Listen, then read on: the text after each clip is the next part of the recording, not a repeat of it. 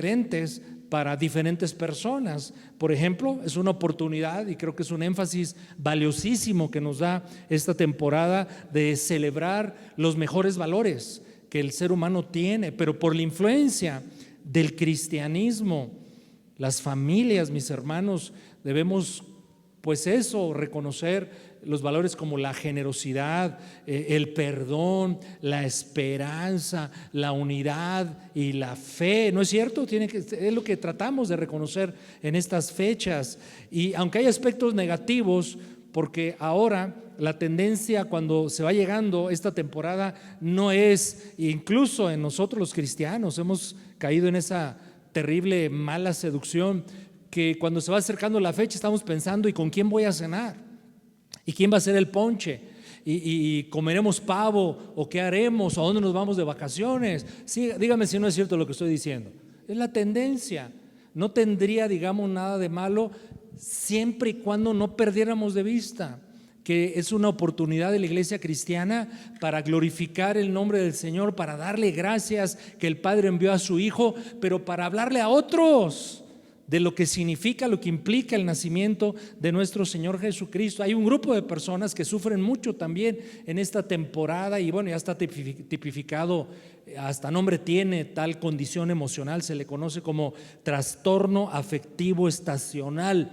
Ese sentimiento de melancolía, de tristeza, de soledad. Algunos dicen, bueno, tiene que ver porque hay menos sol, u otros porque les afirma sus carencias o su soledad. En fin, Navidad o esta temporada puede significar tantas cosas para diferentes grupos, pero para mí resulta, mis hermanos, importantísimo no dejar de conocer en cierta profundidad y comprensión lo que implica la Navidad, sobre todo, mis hermanos, porque mire, lo que voy a decir es bien real.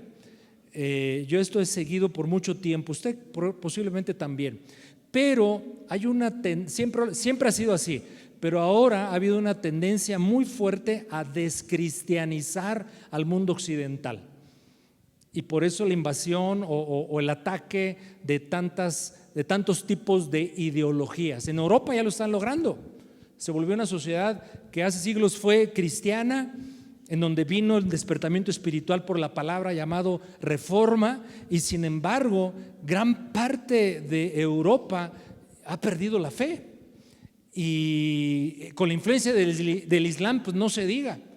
Ahora en México a mí me preocupa esto, y por supuesto como ministros de culto, los cristianos, pastores cristianos, debemos tener cuidado ahora de cómo comunicamos ciertas cosas, pero se lo digo tal cual lo he meditado y considerado. ¿Por qué en recientes gobiernos a nivel federal se nos trata de conectar con nuestras culturas originarias, al grado tal de que los poderes que representan a la nación se someten a rituales paganos terribles, y que tú y yo, como conocemos la Biblia y el mundo espiritual, sabemos que tras de ello hay influencias demoníacas, sin duda? ¿Por qué hacen todo eso?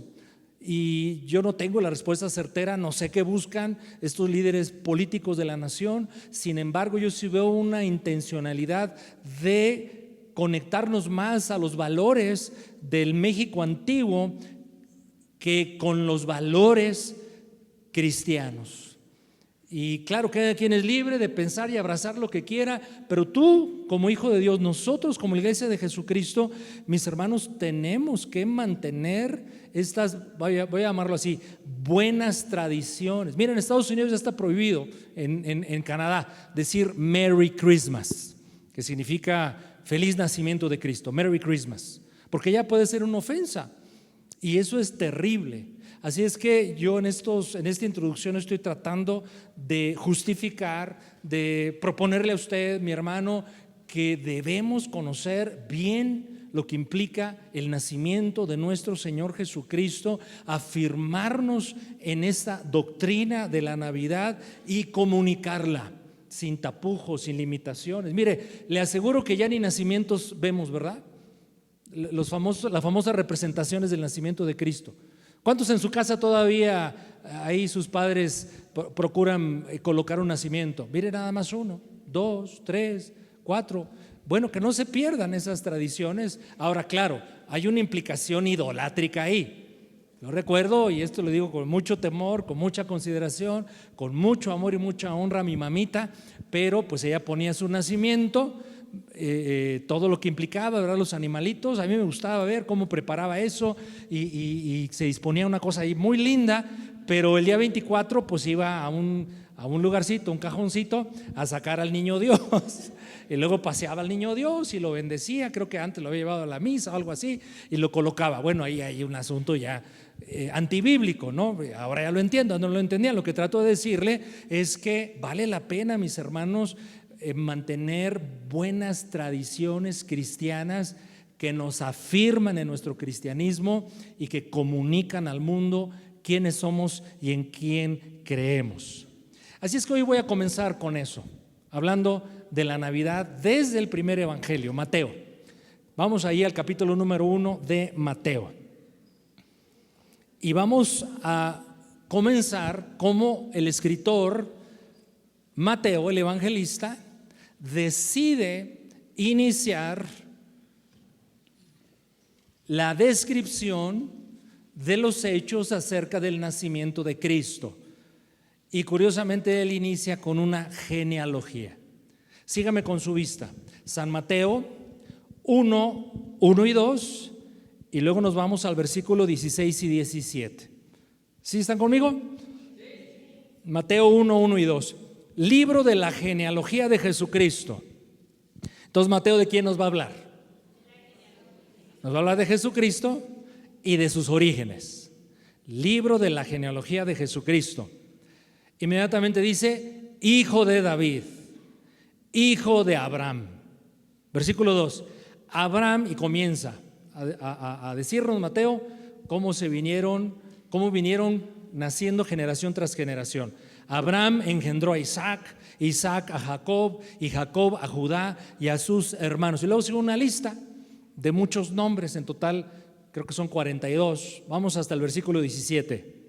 Mateo 1:17. De manera que todas las generaciones desde Abraham hasta David son 14.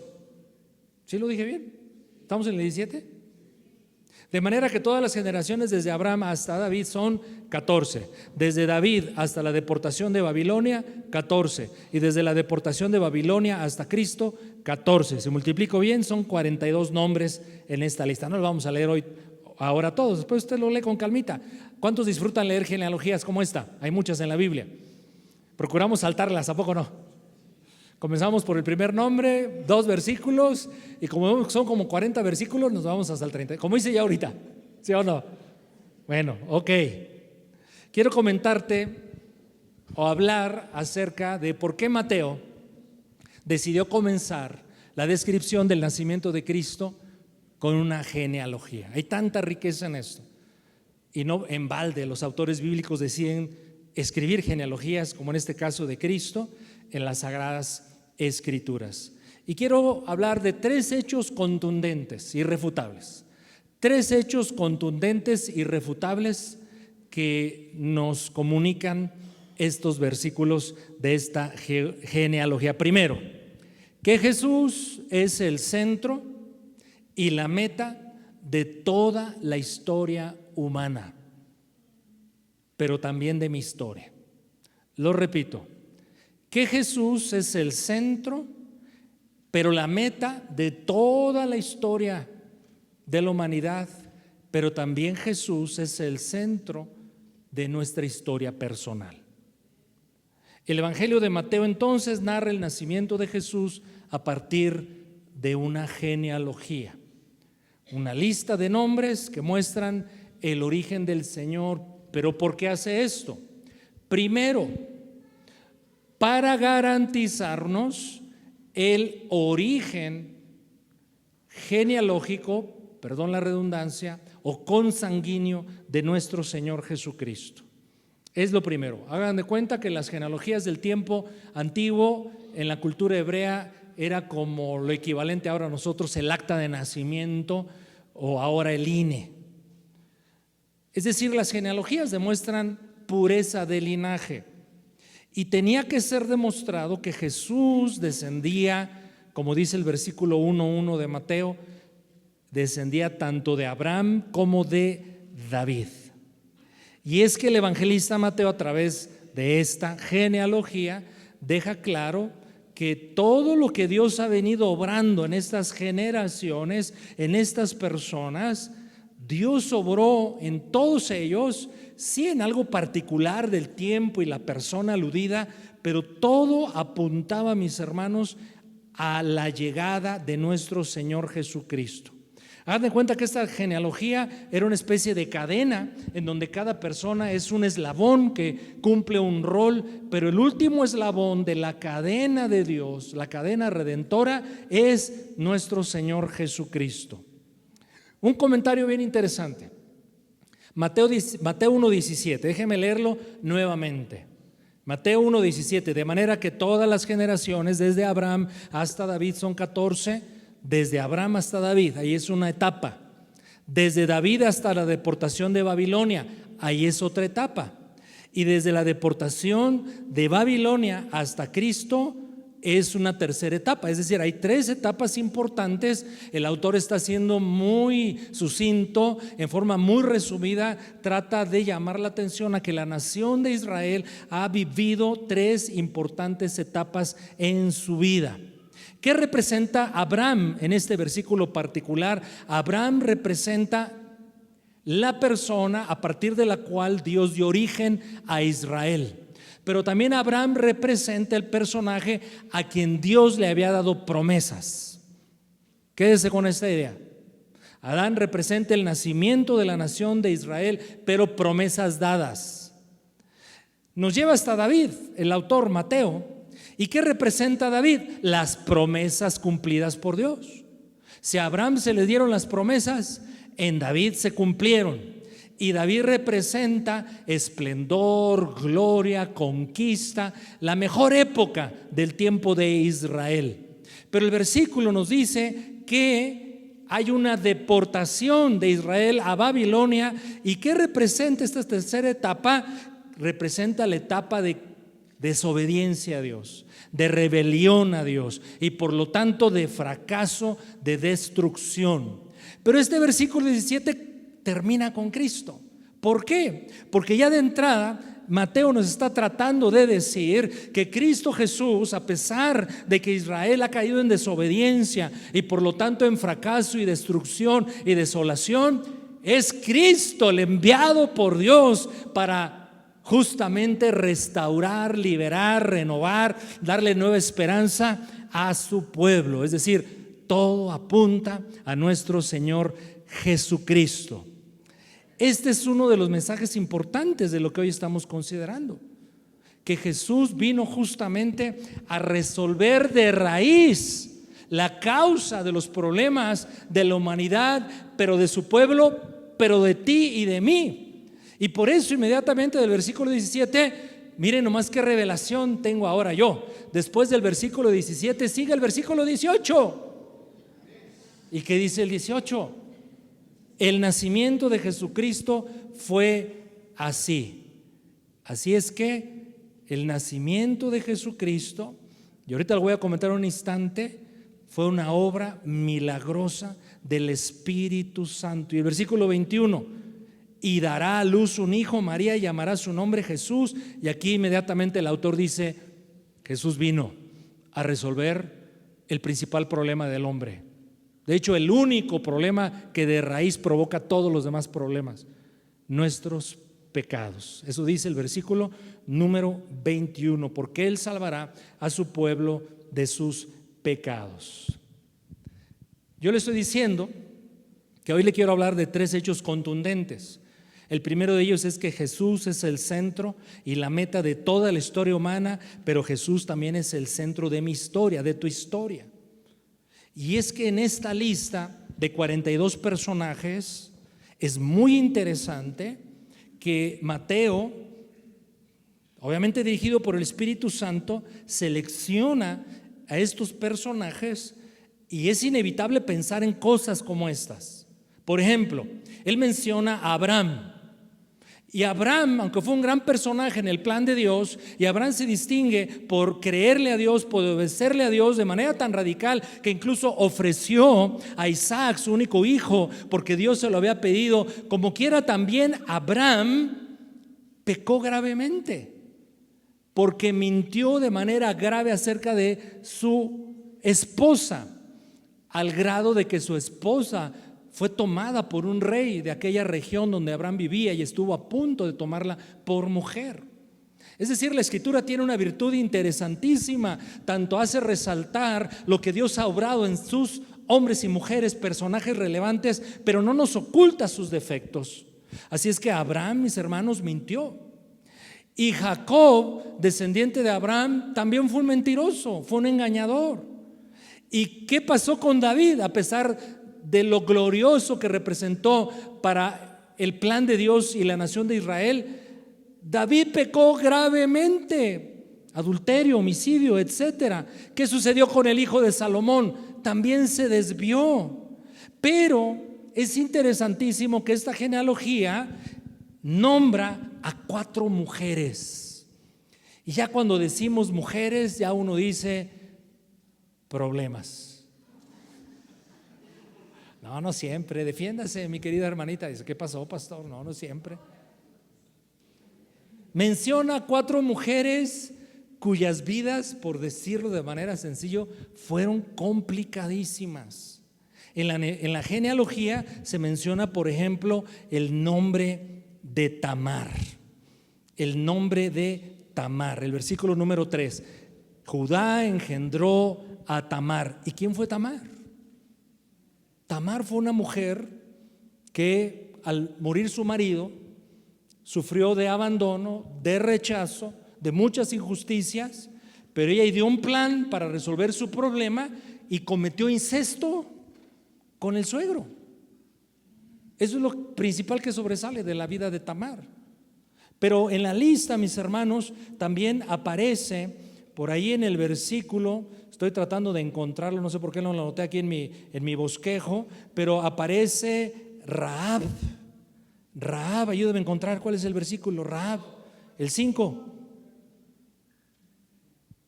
No sé quién dijo 5, pues yo no, aquí está, gracias. Salmón, y no es el pescado que nos comemos, es un nombre bíblico. Salmón engendró, gracias, a Rahab. De Rahab a Boz. ¿Y quién era Rahab? ¿Cuál era la profesión de Rahab? Ahí en el pueblo de Jericó, era una prostituta que le acaba creyendo a Dios y escogiendo al pueblo de Dios. Ruth, versículo número 5. Enseguida engendró de Rahab a Boz, y no es Buzz Lightyear, pero que a lo mejor se inspiraron aquí. Engendró de Ruth a Obed. ¿Y quién era Ruth? Era una extranjera, era una moabita de una nación Moab maldecida por Dios, pero Ruth decide seguir al Dios de Israel. Y aparece en algún versículo, estoy tratando de identificar a Betsabé. Betsabé, dice Isaí, versículo 6, engendró al rey David, y el rey David engendró a Salomón, de la que fue mujer de Urías. Aquí no se menciona el nombre como tal de Betsabé, pero alude a ella con claridad. ¿Y qué pasó con Betsabé? Pues fue una mujer abusada por el rey, que concibe, como dice el versículo, a Salomón.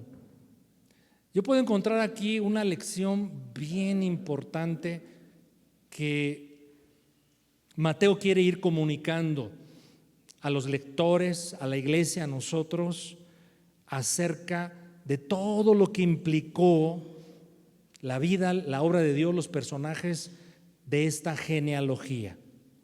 Porque miren, yo pienso que Dios nos enseña que Él obra en todos aquellos que le creen y le obedecen, no importa su trasfondo, no importa su origen, no importa su pasado.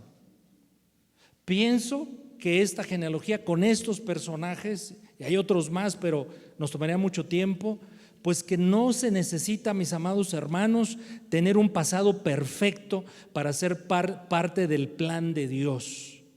Porque todo aquel que le abraza, que se acoge a Él, a su gracia, a su misericordia, toda esa persona será redimida, transformada e incluso usada para la gloria de Dios.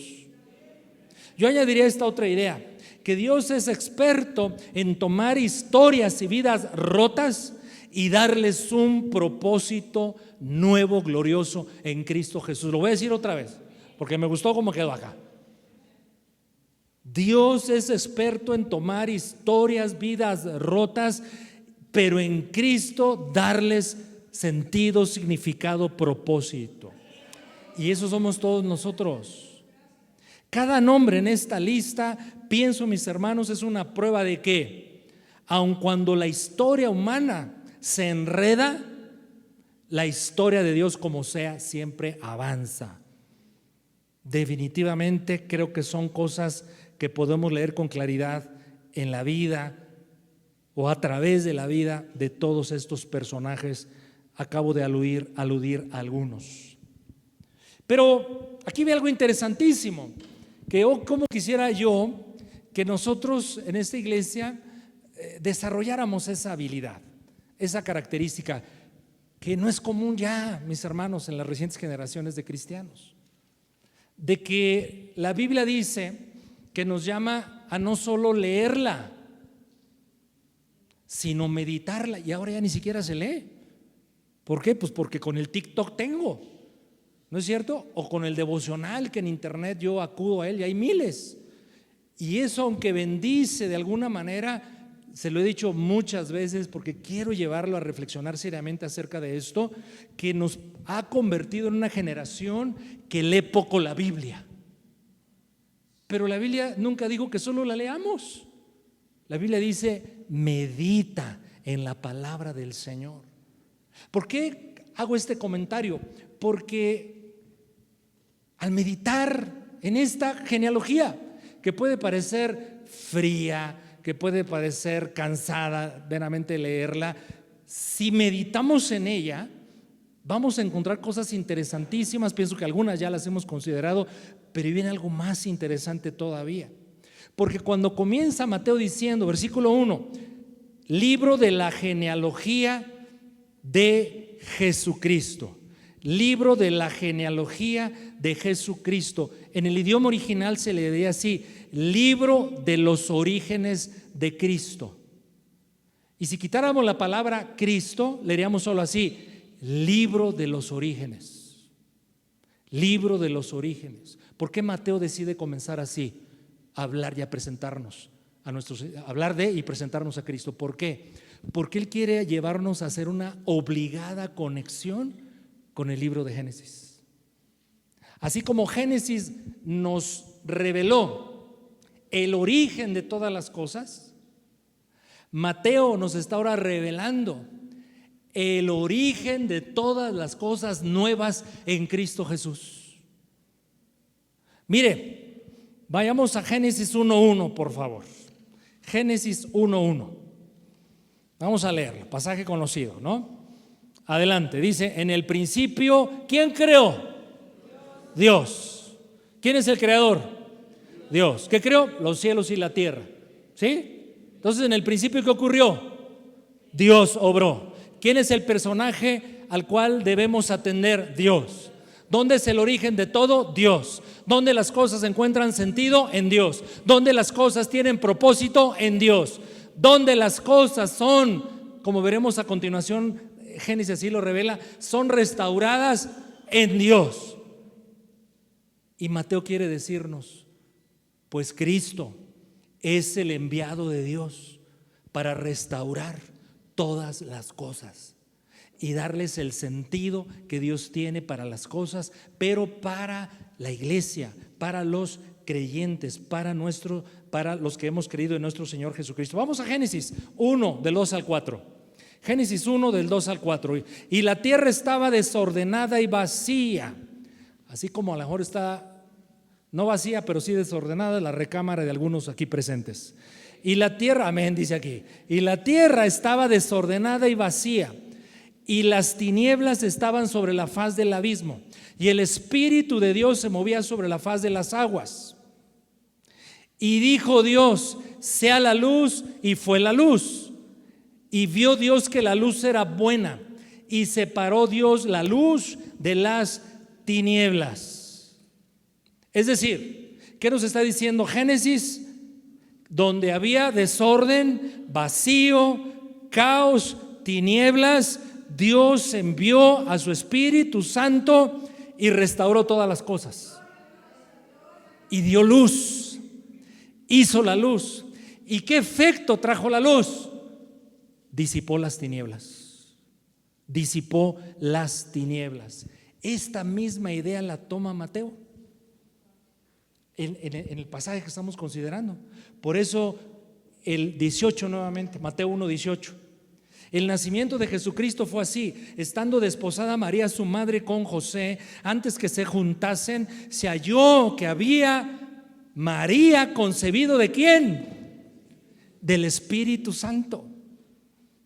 Cristo llega en una temporada donde hay caos, dolor, frustración, destrucción, desesperanza, pero por la misma obra del Espíritu Santo que obró en el origen, en Génesis, ahora obra en María para engendrar al Hijo de Dios, quien es aquel que viene a disipar las tinieblas, a acabar con el caos, a recuperar, pero restaurar las cosas, empezando por tu vida y por la mía. Esta idea la desarrolla más Mateo. Mire cómo dice Mateo 4:16. Mateo 4:16, el pueblo asentado en tinieblas, el pueblo asentado en tinieblas, en las tinieblas del pecado, la opresión de Satanás, sus propias condiciones de frustración, dolor, etcétera. Era un pueblo al cual Cristo Jesús llega, que describe esta frase, se encontraba en esa condición, el pueblo asentado en tinieblas. Pero ¿qué vio ese pueblo asentado en tinieblas? Vio luz, vio luz, vio luz, y a los asentados en región de sombra de muerte, luz le resplandeció, luz que vence la oscuridad espiritual. ¿Quién es? Es Cristo Jesús, mis hermanos.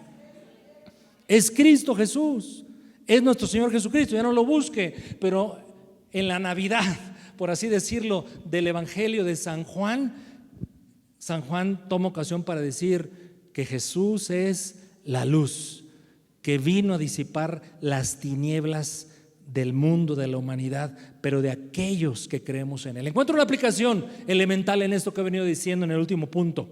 Cuando pensamos, sentimos y vemos que en nuestra vida hay desorden, caos, vacío, es decir, de alguna manera no hay luz, no tiene sentido, recuerda, nuestro Señor Jesucristo es la luz que quiere llegar a tu vida para disipar esas tinieblas que posiblemente te están aquejando. Para mí resulta un mensaje hermoso lo que Mateo trata de decirnos en sus primeros versículos a través de una aburrida, porque así las consideramos, genealogías. ¿No es cierto? Pero hay otro hecho contundente que yo identifico en esta genealogía acerca de nuestro Señor Jesucristo. Y es el hecho: que Jesús es el Rey prometido que reina para siempre. Por eso es hijo de David. Que Jesús es el Rey prometido que ha llegado, ha nacido para reinar para siempre. Por eso Mateo 1:1, libro de la genealogía de Jesucristo, hijo de David. Hijo de David. Tú y yo somos mexicanos. Aquí uno que otro aquí parece chinito. ¿Hay alguien que no sea mexicano acá? Todos somos de México, a mucha honra. Quizá la mayoría del Valle de Toluca. Otros tenemos la bendición de no ser del Valle de Toluca. Pero los que son del Valle de Toluca tienen la bendición de ser del Valle de Toluca, sin duda. O sea, es una bendición, ¿sí o no? Y por eso nos costaría tanto trabajo entender ciertas cosas. Pero los judíos estaban esperando que Dios cumpliera ciertas promesas que aún no se cumplían, y que el cumplimiento de esas promesas dadas siglos atrás, cuando se cumpliesen, las cosas serían totalmente transformadas. Era una promesa que estaban esperando los judíos, que llegase el hijo de David, el rey de Israel, a restaurar todo lo que estaban sufriendo los judíos de aquel tiempo. Y cuando Mateo está diciendo hijo de David, obligadamente está conectando a los lectores con una promesa dada por Dios a través del profeta Samuel, justamente al rey David. Vayamos a 2 Samuel 7, 12 y 13. 2 Samuel 7, 12 y 13. Versículo 12. Y cuando tus días sean cumplidos, le estaba diciendo el profeta Natán a David, al rey David, y cuando tus días sean cumplidos, unos casi 1000 años antes de Cristo, y duermas con tus padres, yo Dios levantaré después de ti a uno de tu linaje, a un descendiente tuyo, el cual procederá de tus entrañas, y afirmaré su reino. Versículo 13. Este descendiente tuyo, David, él edificará casa a mi nombre, y yo afirmaré para siempre el trono de su reino. Vendría uno, hijo de David, a construirle casa a Dios, ya no una casa de tabiques, de materiales físicos, sino la iglesia, la iglesia, la iglesia. Por eso Cristo le dijo a Pedro: yo edificaré mi iglesia. Entonces vendrá un rey que va a edificar una nueva casa, una casa especial, una casa espiritual, formada por todos los que seguimos y creemos y seguimos a nuestro Señor Jesucristo. Y Dios dice y promete: y yo afirmaré, ¿por cuánto tiempo? Eternamente, para siempre, el trono del reino de ese hijo tuyo David. ¿Y quién es ese descendiente de David? Según Mateo 1:1. ¿Quién es? ¿De qué está hablando la genealogía? ¿De qué está hablando Mateo? De nuestro Señor Jesucristo. Mis amados, todos los reinos de la tierra que se han levantado han caído.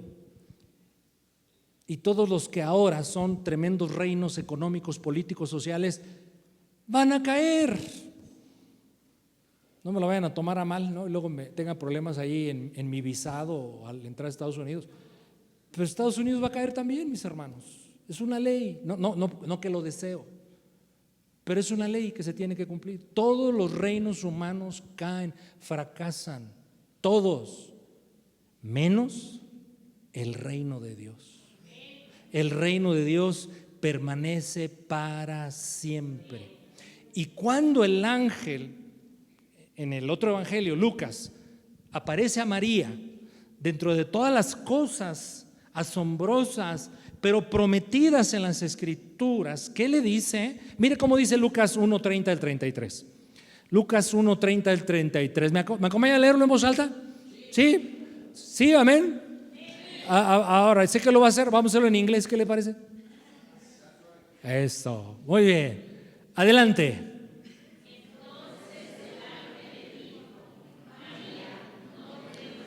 Porque has hallado gracia delante de Dios, y ahora concebirás en tu vientre y darás a luz un hijo y llamarás su nombre Jesús.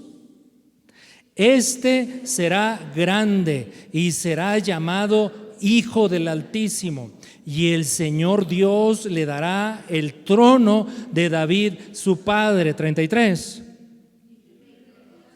Y reinará sobre toda la casa de Jacob para siempre, y su reino no tendrá fin.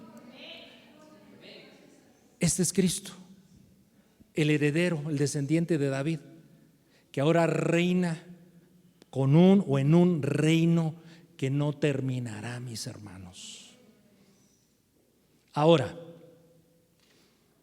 Había que demostrarlo. Había que demostrar que Jesús era el hijo de David. ¿Cómo? Con las señales. Las señales que registran los evangelios acerca de Jesús, es decir, sus milagros. Los milagros son gloriosos. Los milagros cambian la vida de aquel en quien Dios obró el milagro. Pero aunque esto es hermoso y glorioso, lo más importante de las señales de los milagros de Cristo es lo siguiente: señalar, indicar que Él es verdaderamente el Hijo de Dios. Y particularmente yo le estoy diciendo que había que demostrar que Él era el hijo de David, y la Biblia lo demuestra. Por eso el propio Mateo toma ocasión para describir que verdaderamente Jesús es el hijo de David. Mateo 15:22. Mateo 15:22. He aquí una mujer cananea que había salido de aquella región clamaba diciéndole: Señor, hijo de David. Señor, hijo de David. Aquí hay un mensaje implícito, una aceptación en este mensaje, una aceptación implícita en esta declaración. Una aceptación implícita en esta declaración, que esta mujer está reconociendo que aquel que está frente a ella es verdaderamente el rey enviado por Dios para establecer un reino eterno. Quizás no lo comprendía de manera cabal, pero sabía que ese rey tenía la autoridad, tenía la gracia, tenía la voluntad de parte de Dios de ayudarla.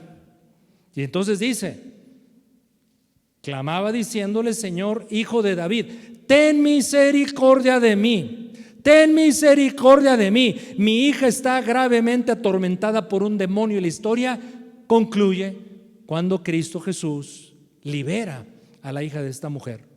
¿Por qué lo hizo? Para demostrar el título que esta mujer le estaba reconociendo, que verdaderamente Jesús es el rey de un reino sempiterno, mis hermanos. Mateo 20:30. Mateo 20:30. Y dos ciegos que estaban sentados junto al camino, cuando oyeron que Jesús pasaba, clamaron diciendo: Señor, hijo de David, ten misericordia de nosotros. Es la misma idea. Tú eres el enviado de Dios, tú eres el rey que viene a cambiar las cosas. Cambia mi vida, tócame, transfórmame. Y el Señor obró el milagro de sanidad para estos ciegos. ¿Qué nos demuestran estos dos milagros? ¿Por qué Mateo toma ocasión en referir estos milagros, la persona de Cristo, con el título de hijo de David? Porque quiere demostrarnos que verdaderamente lo es.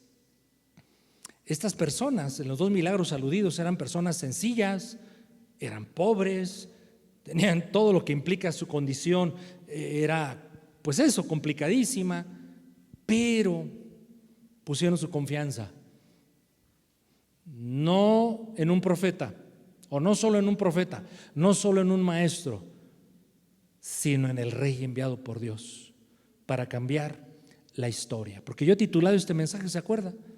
Sí, se lo compartí el título de mensaje, así se me ocurrió después de ir meditando: el Dios que escribe tu historia. El Dios que escribe tu historia, porque eso es nuestro Dios, mis hermanos. Él sigue escribiendo nuestra historia, sin duda alguna. Pero aquí hay otra implicación, que Jesús habló mucho de su condición de rey y de su reino. Cristo habló mucho del reino de los cielos. Cristo mencionó y demostró como estos milagros que Él era el rey de este reino, del reino de los cielos. Así es que aquí hay una aplicación bien elemental, mis hermanos. No solo Cristo nos llama a que lo recibamos como nuestro Salvador, el que nos salva de nuestros pecados. Él nos llama también para ser rey de nosotros. No solo es Salvador, es rey. Cuando vemos a Cristo como Salvador, lo vemos en la cruz. Y en la cruz Él asumiendo nuestra maldición y nuestros pecados. Y decimos, gloria a Dios. Pero Él también es rey. Y el mensaje de un rey es de autoridad, de gobierno, de dominio. Y un rey es lo que hace, mis hermanos. Un rey no anda invitando, un rey ordena. Un rey no anda sugiriendo, un rey impone. Y los que siguen a un rey para que el rey cumpla sus propósitos, esos llamados del rey, entre otras cosas, son soldados de ese rey. Así es que yo pienso que aquí hay una excelente invitación que el texto de hoy nos está llevando a considerar, mis hermanos, y te lo formulo en forma de pregunta. ¿Eres soldado de ese rey tú? ¿Lo soy yo? Es decir, ¿servimos a Jesús como quien es Él, como rey? ¿O solamente le sigo y me acerco a Él con la mano extendida para recibir? Primera parte de mi relación con Él. Pero Él nos ha llamado y salvado, mis hermanos, para no dejarnos en la condición en la cual nos llamó y nos alcanzó. Él nos salvó de algo, pero para algo. Y nos llamó para ser, queridos hermanos, rey. Perdón, no lo estoy diciendo bien. Soldados de ese rey. Te pregunto, ¿qué reino estás construyendo? ¿Tú qué reino estás construyendo? ¿Tu reino o el reino de tu rey? ¿Quién es el rey de tu vida? Sinceramente, no es difícil esta respuesta. Es sencillo, yo no encuentro mejor manera de plantearlo, lo he hecho tantas veces, no te quiero cansar, pero discúlpame, no encuentro otra manera mejor. ¿Cómo está tu agenda de cualquier semana? ¿Quién es el centro de tu vida? ¿Quién es la prioridad de tu vida? ¿En dónde asignas tus recursos más valiosos como tiempo, capacidad, inteligencia, desarrollo espiritual, dinero? ¿En quién enfocas principalmente todo eso? Ese es tu rey. Ese es tu rey. Y en esto, mis hermanos, creo que si Dios nos evaluase, hablo por mí, quedaría muy falto. Porque un rey, mis hermanos, merece los mejores soldados. Porque este no es un rey cualquiera. De él mismo, dice la Escritura, él se nombró también así: soy rey de reyes. Pero no lo tratamos así, mis hermanos. Dile que está a tu lado, creo que el pastor te sabe algo. No se atreve a decirlo, ¿verdad? Porque sabe de qué pie cojea. Un rey merece soldados fuertes, no hay debiluchos, volubles. Hoy sí, mañana no, y pasado mañana quién sabe. Soldados prestos, no perezosos, obedientes, leales, no soldados sin compromiso. Le he platicado que Dios me dio la bendición de ir un día, en una época pues unos días a Cuba, y en alguna iglesia que visitamos, estaba yo predicando un mensaje y usé una metáfora, una alegoría del soldado de Cristo. ¿Y cuál fue mi sorpresa? Que ahí en esa reunión se levanta un varón y me interrumpe en la predicación, solo para decir lo siguiente, afirmar lo que yo estaba comunicando de acuerdo a la Escritura. Y él decía así, los cubanos hablan bien bonito. ¿Sí? ¿Qué pasó, chico? ¿No? Sí, es cierto eso, así hablan. ¿Sabe por qué los cubanos siempre tienen el pelo así bien cortito?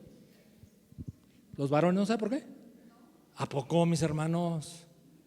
Los cubanos siempre traen el pelo corto porque cuando van a la peluquería le pregunta el peluquero: ¿qué te vamos a hacer? Y contesta el cliente: córtame el pelo, chico. No, mi hermano, usted no ha despertado el día de hoy. Y dice esto: pastor, tiene razón lo que usted está diciendo, porque hay dos obligaciones inamovibles en los soldados primarias. Hay muchas, pero las más importantes son estas. Primera, no puedes desobedecer a tu comandante, a tu superior. No lo puedes hacer. Es una prerrogativa y una obligación y un privilegio que tiene el soldado. No podemos desobedecer al superior. Y segundo, no puedo descuidar la vida de mi compañero. Yo estoy aquí para cuidar la vida de él, y si es necesario dar mi vida por el compañero. ¿Qué clase de soldados somos con el rey, tú y yo? ¿Somos así? Porque nuestro Rey Jesucristo, le pregunto, ¿no amerita que siempre le digamos sí a lo que Él manda, a lo que Él ordena, a lo que Él establece? Y que su reino, su avance del reino sea prioritario. Cuando seamos tentados, mis hermanos, a servir a otros reyes, reaccionemos. Tú y yo fuimos salvados por un Salvador, pero somos llamados para servir a un rey. Cuando nuestra vida tiemble, viva sacudida por difíciles circunstancias, también podemos decir, al ser soldados de este rey: yo no vivo bajo el reino de las tinieblas. Yo ya no vivo bajo el reino de la destrucción. Yo ya no vivo bajo el reino de la decepción. Yo ya no vivo bajo el reino del miedo. Yo vivo bajo el reino de mi Señor Jesucristo. Y acerca de ese reino, el apóstol Pablo nos da al menos 3 características. Romanos 14:17. Romanos 14:17, porque el reino de Dios no es comida ni bebida, sino que es el reino de Dios, que implica justicia, paz y gozo en el Espíritu Santo.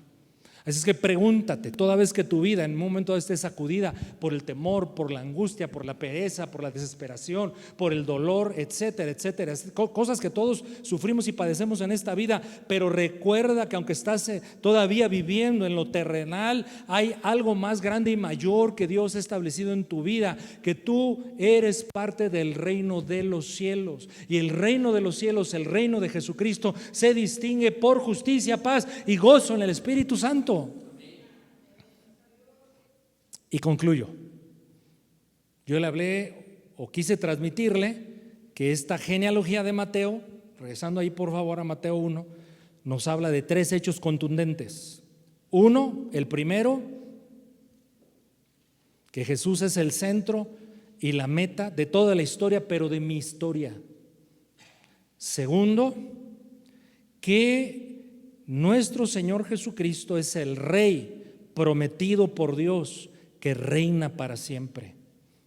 Pero número 3, y concluyo y no desarrollo el tema, será en otra ocasión, pero Mateo 1:1 nos dice: libro de la genealogía de Jesucristo, hijo de David, hijo de Abraham. Hijo de Abraham. ¿Y qué dice Mateo? Conecta ahora a Jesús con Abraham. Y Abraham, en Génesis 12:3, el Señor le dijo: bendeciré a los que te bendijeren, y a los que te maldijeren maldeciré, y serán benditas en ti todas las familias de la tierra. Y ese ti, mis hermanos, el Nuevo Testamento, en un escrito de Pablo, Gálatas 3:16, ese ti, serán benditas en ti, no es Abraham, es Jesucristo. Génesis 3:16, ahora bien, a Abraham fueron hechas las promesas y a su simiente.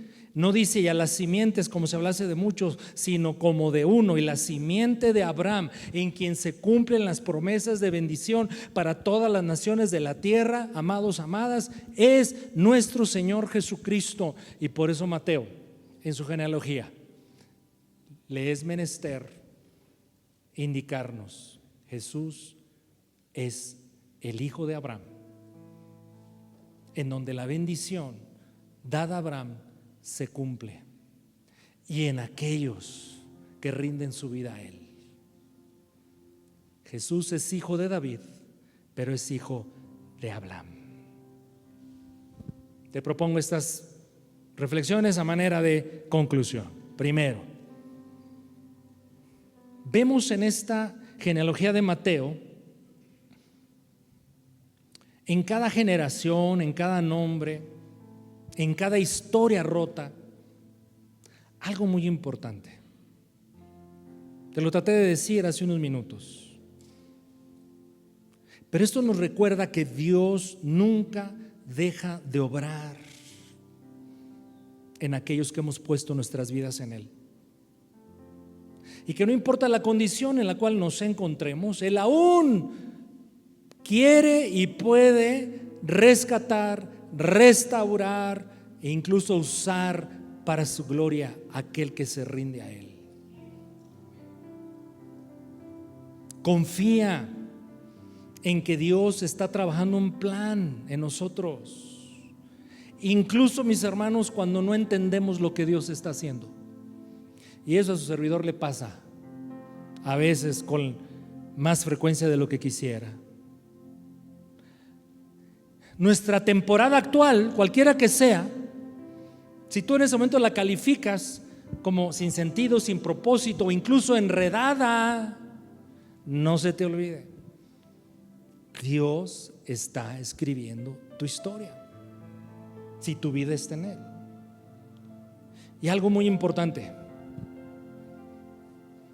¿vivimos verdaderamente como soldados del Rey? Mi hermano ha sido un soldado descuidado, desobediente, desleal, sin compromiso. Yo espero que el Espíritu Santo te esté ahora inquietando y llamando a volverte a colocar en las filas del Rey. Que tomes tu lugar, el lugar que tienes en su reino, porque tienes un lugar, y te vuelvas a poner a las órdenes del comandante. Vamos a inclinar nuestro rostro en nuestro lugar, por favor, y a orar por estas cosas. Padre, te damos gracias por tu palabra. Ayúdanos, Señor. Danos de tu gracia.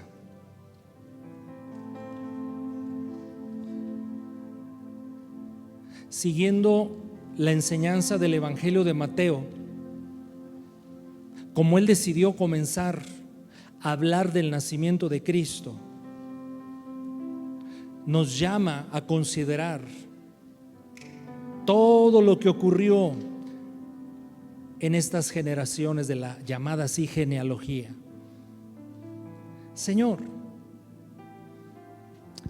que en esta temporada navideña, en la cual la sociedad entra, y nosotros también, pues no vivimos en el cerro, vivimos en comunidad, pero Señor, que nuestro enfoque sea no el cultural, no el religioso, sino el bíblico. Y a través de estas palabras del Evangelio de Mateo, mi Dios amado, creamos y aceptemos que verdaderamente tú eres quien escribe nuestra historia. Cuando hemos puesto nuestra fe, nuestra fidelidad en ti, danos de tu gracia, Señor. Te lo pedimos en el nombre de Jesús. Te pido nos pongamos de pie.